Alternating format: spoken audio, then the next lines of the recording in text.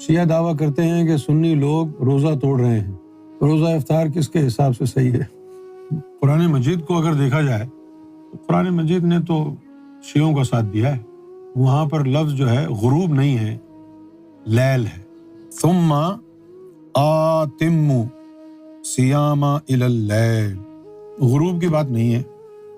الی اللیل، جب تک رات طاری نہ ہو جائے افطار نہ کرو.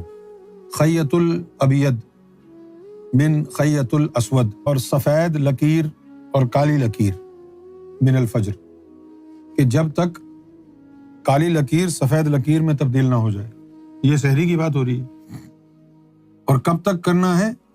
ثم اتم الصیام الی اللیل، جب تک رات نہ آ جائے.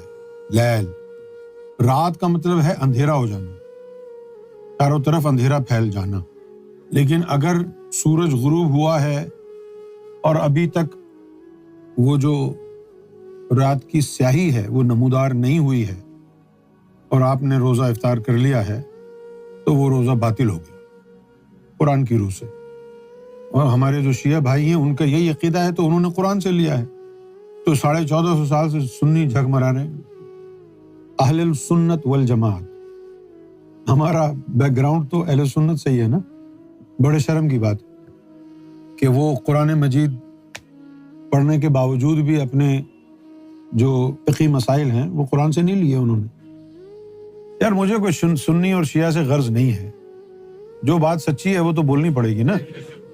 ابھی یہاں پر شیعہ درست ہیں، قرآن سے لیا ہے انہوں نے. قرآن مجید میں غروب آفتاب کا ذکر ہے ہی نہیں کہ سن سیٹ کے وقت آپ روزہ کھولیں. قرآن شریف میں لفظ آیا ہے لیل، لیل کا مطلب ہے رات کی سیاہی.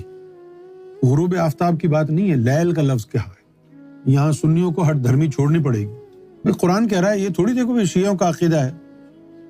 شیعوں کا عقیدہ قرآن سے آیا ہے نا، تم بھی قرآن کو مانو نا. ان کے یہ نہیں سوچو کہ ان کا عقیدہ ہے. قرآن میں آیا ہے تو پھر مان لو چپ کر کے، ضد کرنے کی کیا ضرورت ہے. بھائی شیعہ صحیح کہہ رہے ہیں کیونکہ اہل بیت کے ائمہ کرام سے آئی ہے نا ان کی فقہ. کتنی عجیب بات ہے، اہل سنت والجماعت شریعت کے معاملے میں بھی جو ائمہ اہل بیت گزرے ہیں ان کی تقلید نہیں کرتے.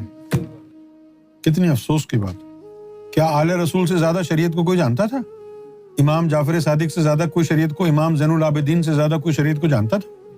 اب آپ دیکھ سکتے ہیں کتنا بغض و عناد بھرا ہوگا اہل بیت کے لیے مسلمانوں کے دلوں میں کہ ایک سنی، سب سے بڑا مذہب سنیت کا ہے، شیعوں سے بھی بڑا، تعداد سنیوں کی زیادہ ہے.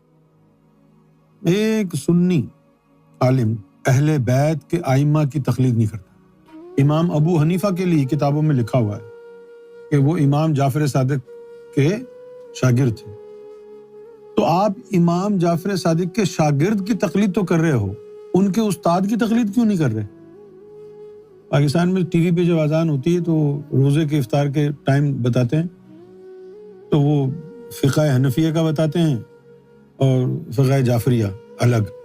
پھر بھی خیال نہیں آتا کہ وہ جعفریہ امام جعفر صادق کی یہ ہے اور ان کے شاگرد کی یہ ہے، تو کون زیادہ فضیلت رکھتا ہے. اب لوگوں کے دلوں میں بغض ہے، اچھا شیعہ ایسا کرتے ہیں تو ہم نہیں کریں گے. یہ غلط ہو گئی نا بات. قرآن میں لکھا ہے کہ ایسا کرو.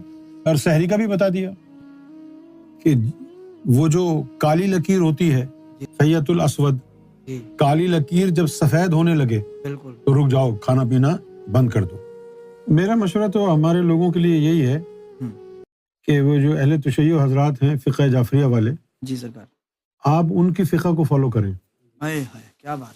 انہی کے حساب سے روزہ رکھیں، انہی کے حساب سے افطار کریں، کیونکہ وہ صحیح ہے، واہ واہ، قرآن سے ثابت ہے. بالکل بے شک، بہت بڑا کرم کیا آپ نے.